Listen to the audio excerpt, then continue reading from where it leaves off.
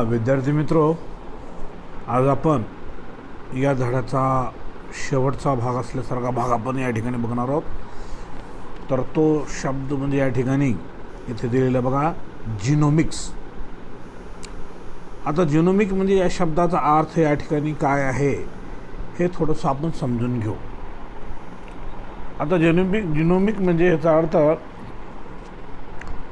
Genetically modified plant.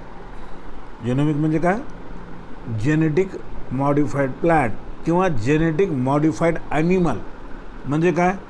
आनुवंशिकदृष्ट्या विकसित केलेल्या प्राण्यांच्या जाती.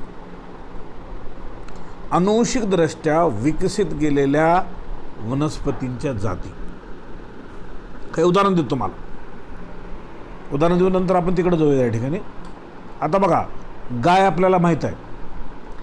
आपली गाय, मी नेहमीच म्हणत असतो, दूध कमी देते, लाथं जास्त मारते. बरोबर आहे. आता आपल्या गायीमध्ये प्रोसेसिंग करून नंतर सुधारित गाय तयार केलेली जर्सी गाय, काय झालं त्याच्यामध्ये? मॉडिफाईड केलेलं. बरोबर आहे. आणि ही जर्सी गाय दूध अधिक प्रमाणामध्ये देते आणि ते अधिक दूध दिल्यानंतर आपण अन्न म्हणून त्याचा उपयोग जास्त करतो.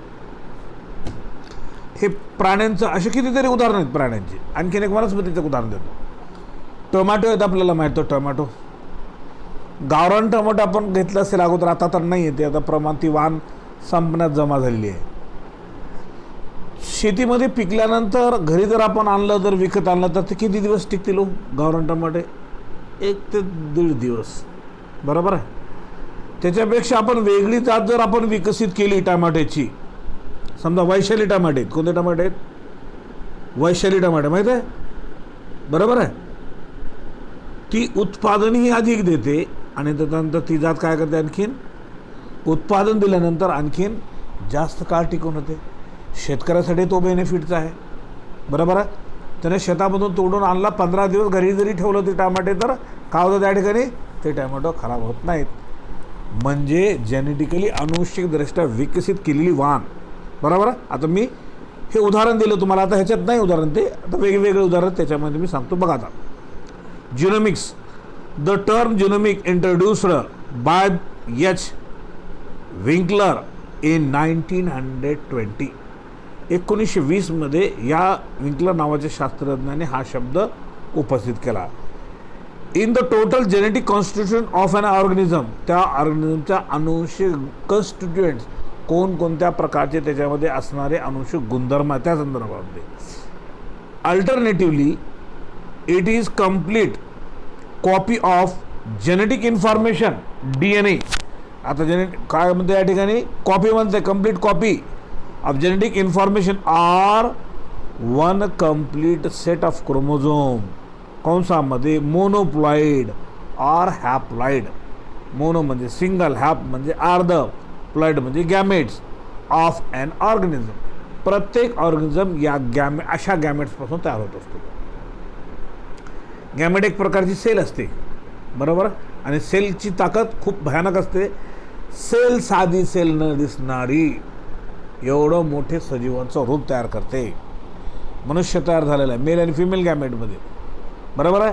त्या मेल आणि फिमेल गॅमेटमध्येच गुणधर्म होते. म्हणून आपल्या शरीरामध्ये डोळे, नाक, कान, हात, पाय, रचना, दात, लिव्हर, किडनी सगळे अवयव त्याच्यामध्ये आले. दिसायला तर आपल्याला डोळ्याला दिसत नाही, पेशीसुद्धा पेशी दिसत नाही. बरोबर आहे. याला म्हणतात टोटी पोटेन्सी. म्हणजे ती त्याच्यामध्ये ताकद, किती ताकद असते त्याच्यामध्ये आपल्याला. म्हणजे निसर्गाचे नियम बघा, डोळ्यात दिसत नाही पण त्याचं मोठं झाल्यानंतर किती मोठं रूप होतं हे बघा या ठिकाणी. चला पुढे. द टर्म जिनोमिक, कंसामध्ये term coined by T.H. Roderick in 1986.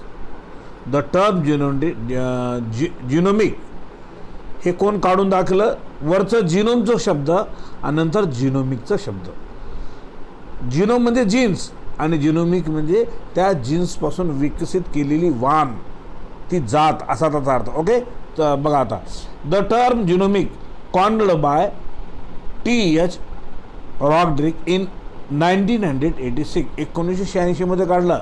हे नवीन आधुनिक आहे. Is the study of genome, जिनोमचा अभ्यास थ्रू ॲनालिसिस, ॲनालिसिस म्हणजे त्याचं परीक्षण करणे, बरोबर आहे.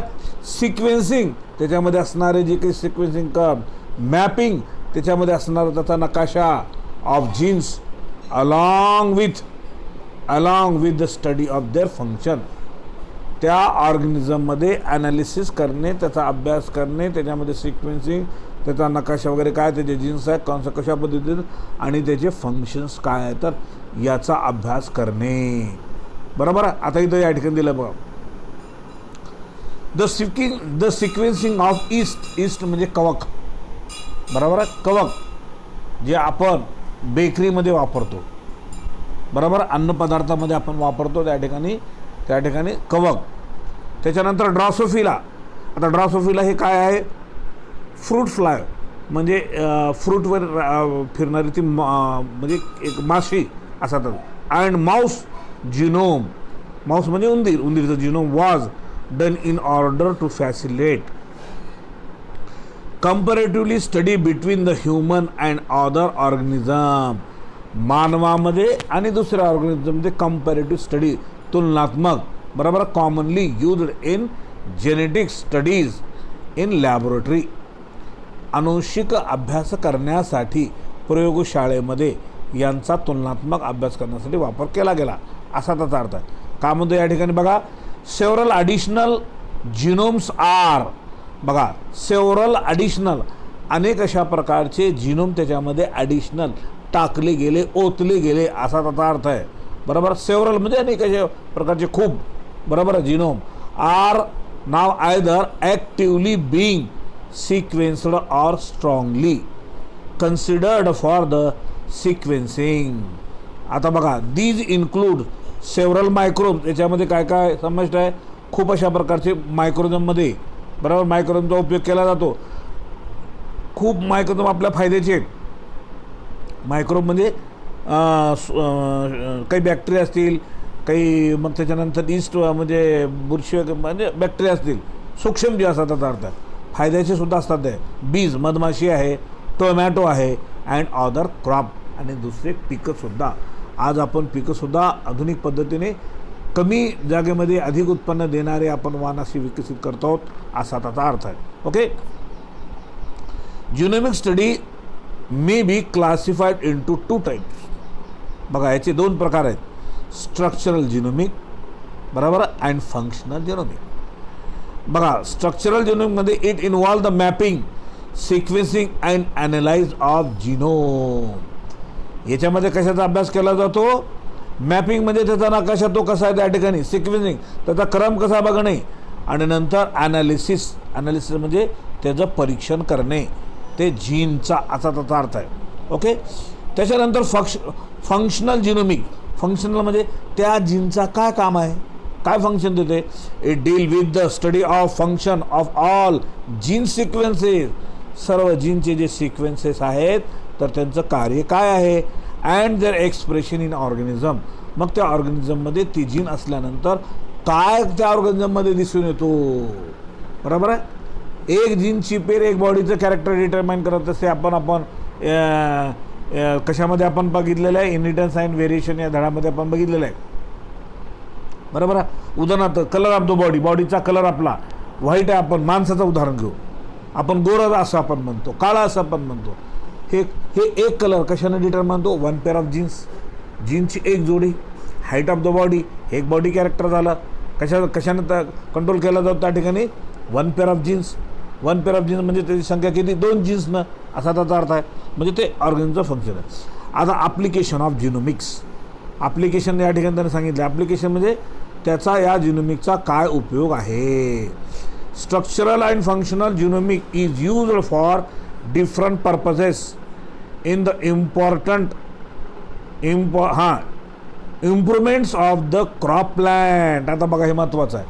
अशा प्रकारचे जीन्समुळे उपयोगात आणून आपण नवीन जात सुधारित वाण विकसित करू शकतो. क्रॉपमध्ये, अन्नधान्यामध्ये बघितलं असेल, आता नवीन जाती विकसित होऊ लागलेत, बरोबर.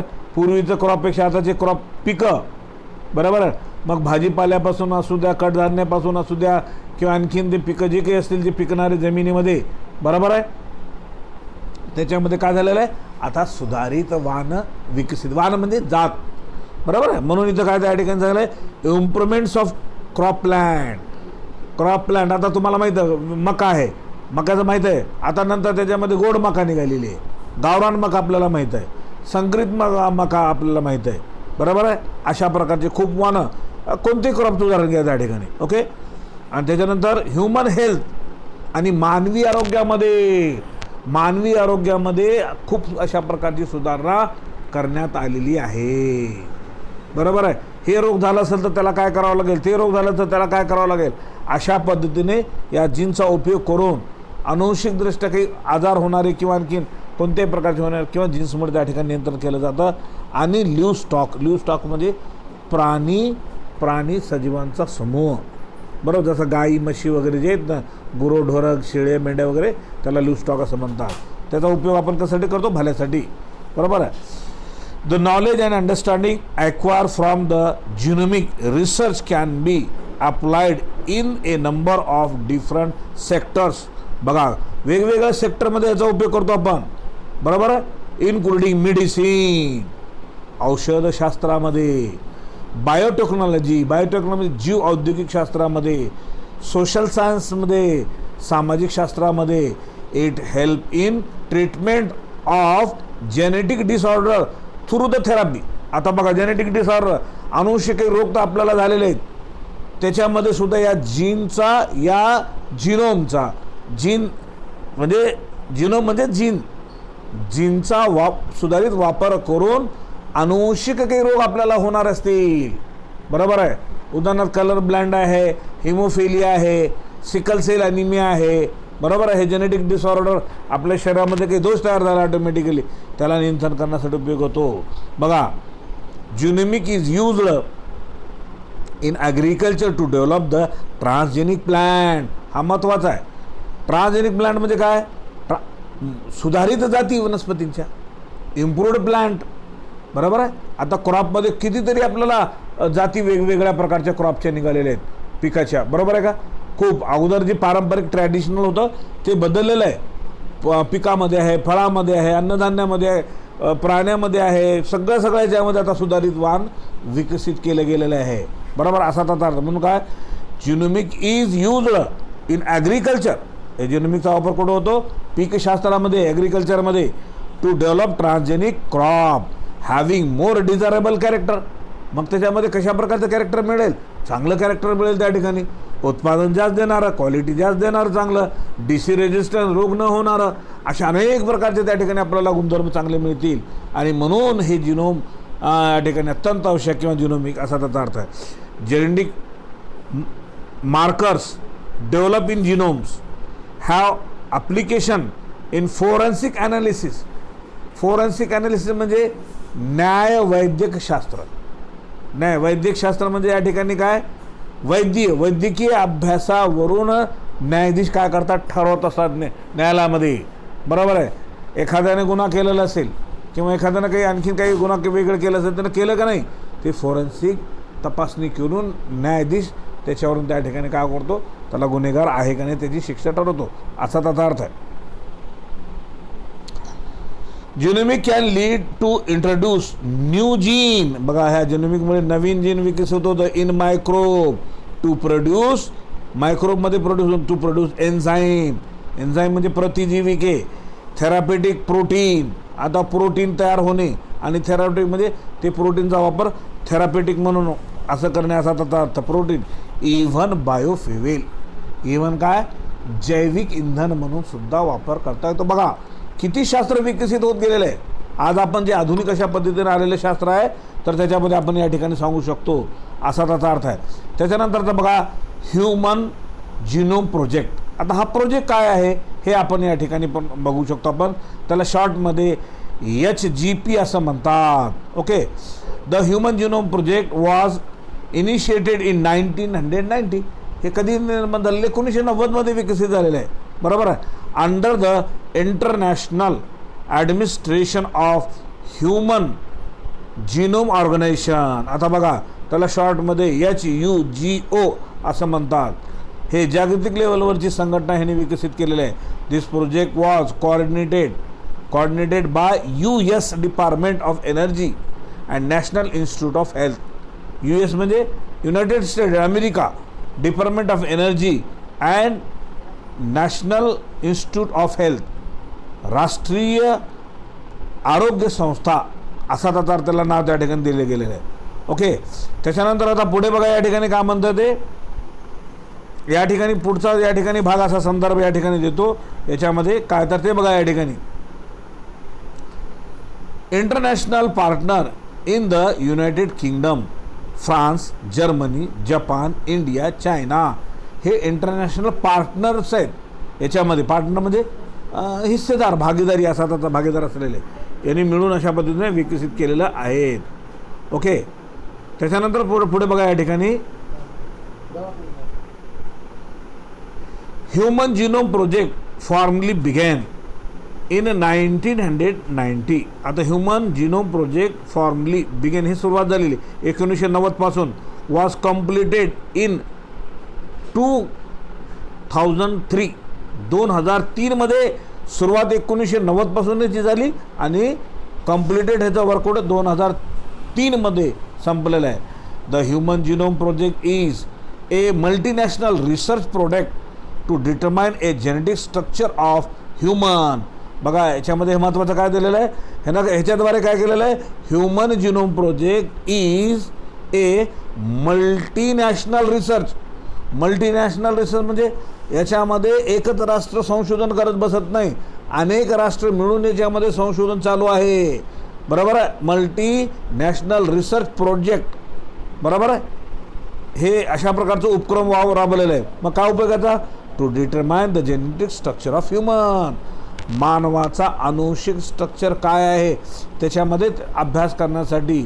The main aim for the object are. आता मुख्य उद्देश काय आहे या प्रोजेक्टचा, मुख्य उद्देश या ठिकाणी सांगितलेला आहे. बघा number 1, mapping the entire human genome at the level of nucleotide sequence. आता न्यूक्लियोटाइड सिक्वेन्स म्हणजे ह्याचा नकाशा कसा आहे, जेनेटिक मेकअप कसा आहे, आपल्या शरीरामध्ये अनुवंशिक गुणधर्म कोणकोणते आहेत, कशा पद्धतीने. न्यूक्लियोटाइड या शब्दाचा अर्थ असा, DNA असे जे काही न्यूक्लियोटाइडचे असे छोटे छोटे छोटे छोटे छोटे तुकडे मिळून DNAची एक मोठी काय तयार होते, स्ट्रँड तयार होते. मग न्यूक्लियोटाइडमध्ये नेमकं तुम्हाला ह्याच्या अगोदर सुद्धा सांगितलेलं आहे काय असतं त्या ठिकाणी. हे बघा पेंटोज शुगर असते, इथे दाखवतो तुम्हाला कसं. एक न्यूक्लियोटाइडचा स्ट्रक्चर दाखवतो तुम्हाला, ह्याच्या अगोदर सुद्धा दाखवलेलं मी तुम्हाला.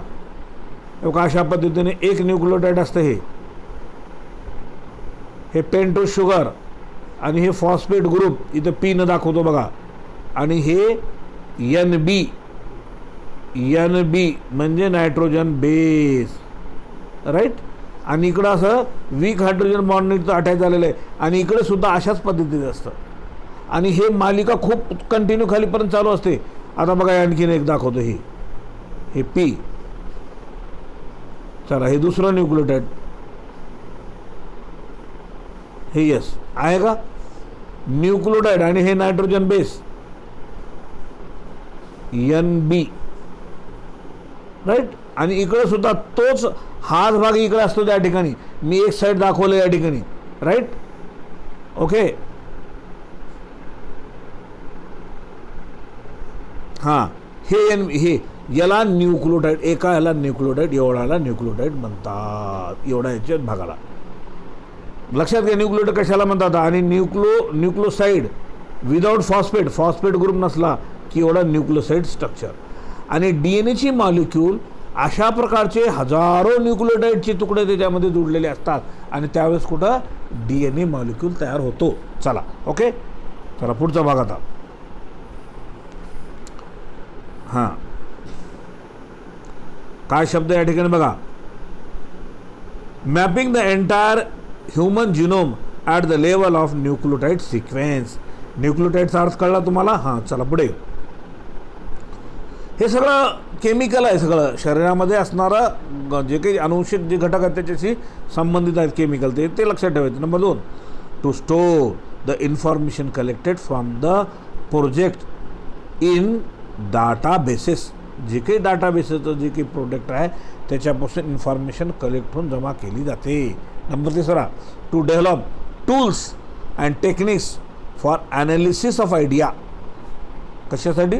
टू डेव्हलप टूल्स, याच्या प्रकारचे साधन आणि टेक्निक्स, याचे कौशल्य, ॲनालिसिस ऑफ डाटा. याचा डाटा जो काही असेल, जो मिळकत असणारा, त्या ठिकाणी काय केलं जातं? ॲनालिसिस म्हणजे परीक्षण करणे. बरोबर आहे? त्या साधनांचा असा त्याचा अर्थ आहे. त्याच्यानंतर पुढे बघा 4, transfer of the related technologies to the private sector such as industries. बरोबर आहे? Transfer of the related technologies, transfer of related technology, याच्याशी संबंधित असणारी काय वैद्यक म्हणजे त्या ठिकाणी टेक्नॉलॉजी काही असेल ते. बरोबर आहे?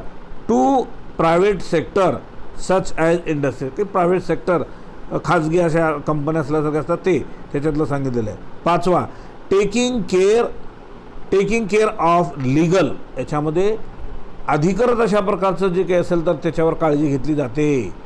बरोबर आहे? आणि त्याच्यामध्ये नंतर का म्हणते या ठिकाणी इथिकल म्हणजे नैतिक and social issue which may arise from the project. या प्रोजेक्टमधून त्या ठिकाणी नैतिक काळजी असेल आणि ते पूर्ण इश्यू त्याच्याबद्दल विचार केला जातो असा त्याचा अर्थ आहे. ओके, चला पुढे. HGP human genome project was closely associated with rapid development of a new area in biology. का म्हणताय? या जीवशास्त्रामध्ये ह्याच्यामुळे एक नवीन शास्त्र विकसित केलं गेलं. बरोबर आहे? कॉल्ड ज्यालाच काय म्हणतात? In area called bio informatics. बरोबर? याला काय म्हणतात? Bio informatics. बरोबर? जैविक माहितीगार असा त्याचा अर्थ. The working of human gene project has allowed researchers to begin to understand the blueprint in building and constructing the human genome. आता ह्युमन जिनोम हे पूर्ण कन्स्ट्रक्शन करण्याचा असा तसा प्रकार. ॲज अ रिसर्चर म्हणजे संशोधक, ज्याला आपण संशोधन. Learn more about the function of the genome आणि प्रोटीनचा आणि जीनचा जे काही फंक्शन त्यांनी शोधन करणारे त्याचा पूर्णपणे काय अभ्यासात तर ते करतात.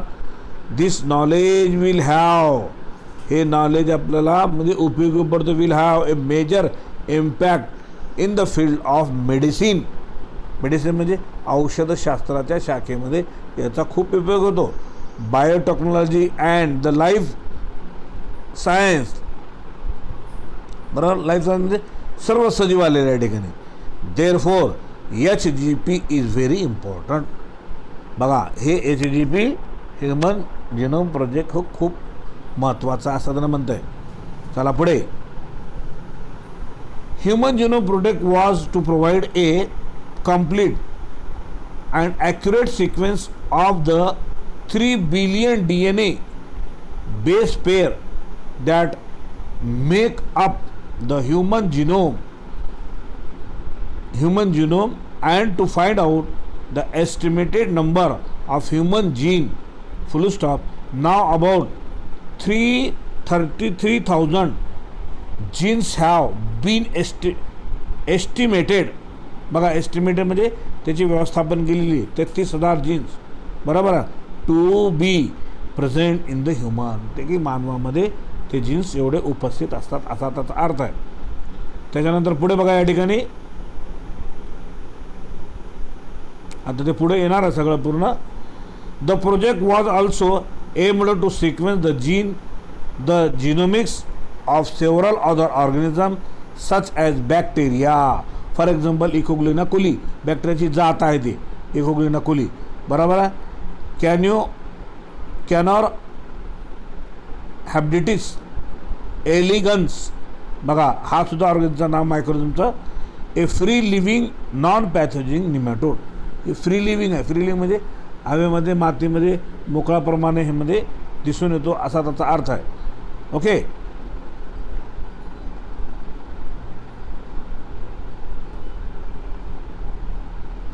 सच एज बॅक्टेरिया इकोलोनी. हां चला पुढे. सॅक्रोमॅसिस सेरेविसी, त्यालाच आपण ईस्ट म्हणतो. ईस्ट म्हणजे कवक, बरोबर. हे बेकरीचे प्रोडक्ट आहेत, अल्कोहोलिक बिव्हरेजेसचे प्रोडक्ट त्याच्यामध्ये वापरले जाते, बरोबर. त्याच्यामध्ये ड्रॉसोफिलिया, बघा ड्रॉसोफिलियाच फ्रूट फ्ला असं म्हणतात, फळावर फिरणारी माशी ज्याला आपण म्हणतो. फ्रूटफुलिया कॉमा प्लॅन वनस्पती कंसामध्ये राईस अँड आर्बिडोटॉपिसिस हे प्लॅन्टमध्ये, बरोबर. त्याच्यानंतर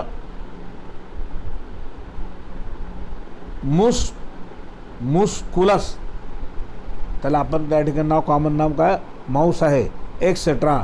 complete genome sequences of the model organism will be useful for comparative study that will allow researcher to study the genetic function in them organism.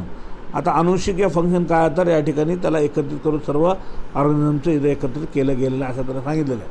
आता इथं दिलेलं आहे बघा, comparative genome size of human and other model organism. बघा याच्यामध्ये मी सांगतो आता ते बघा.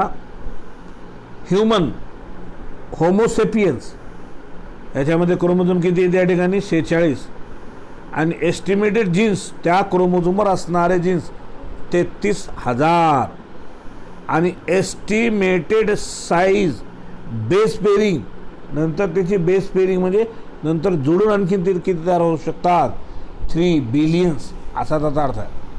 त्याच्यानंतर पुढे बघा माऊस, बरोबर. माऊस म्हणजे उंदीर कंसामध्ये मुस्कुलस, याच्यामध्ये जीन्स किती या ठिकाणी म्हणलं तर क्रोमोझोम खरं तर 40 आहेत आणि एस्टिमेटेड जीन्स नंबर किती या ठिकाणी 25,000 आहे, बरोबर. आणि estimated size of nitrogen base, बरोबर आहे 1.2 बिलियन्स आहे असा त्याचा अर्थ आहे. फ्रूट फ्लाय ड्रॉसोफिलिया मॅक्रोन रजिस्टर, त्याच्यामध्ये क्रोमोझोम 8 असतात आणि एस्टिमेटेड जीन्स 13,000 असतात आणि एस्टिमेटेड साईज बेस पेरिंग तिची 1,065 मिलियन्स. ओके. त्याच्यानंतर प्लॅन्ट आहे ऑरोबिडोपिसिस थॅलिनिया, बरोबर. ही प्लॅन्ट आहे, याच्यामध्ये 10 क्रोमोझोम असतात. एस्टिमेटेड जीन त्या क्रोमोझोमवर 25,000 असतात आणि नंतर या ठिकाणी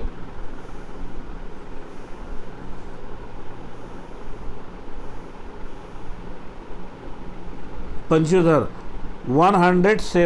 157 मिलियन्स एस्टिमेटेड साईज जे कशाची बेस पेरिंगची, बरोबर. पेरिंग म्हणजे जोडी त्याचा असं आता सांगितलेलं आहे त्या ह्याच्यामध्ये. आता त्याच्यानंतर राऊंडवरमध्ये किती या ठिकाणी राऊंडवरमध्ये कॅनॉर हेब्रिटिस एलेगन्स हे शास्त्रीय नाव आहे. 12 क्रोमोझोम असतात आणि जीन्स किती त्याच्यामध्ये 19,000 आणि नंतर एस्टिमेटेड नायट्रोजन बेस किती आहेत 79 मिलियन्समध्ये आहेत. ओके.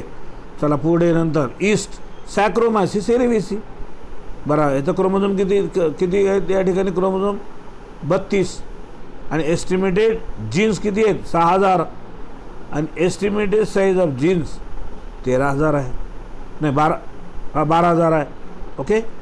त्याच्यानंतर बॅक्टेरिया आहेत एस्चेरिस्टिस कोली फक्त एक आहे, याच्यामध्ये 400 एस्टिमेटेड नंबर्स आहेत आणि नंतर एस्टिमेटेड बेस पेरिंग 4.6 मिलियन्स आहे असा त्याचा अर्थ आहे. ओके. हे जनरल गोष्टी त्या ठिकाणी सांगितलेलं आहे कशामध्ये काय असतं तर त्याच्यामध्ये आता बघा या ठिकाणी हा भाग या ठिकाणी काय म्हणतो बघा. The secret of our complexity may live not in number of our genes but how we use them. It will lead to the understanding of gene structure and function in other species since we possesses many of the genes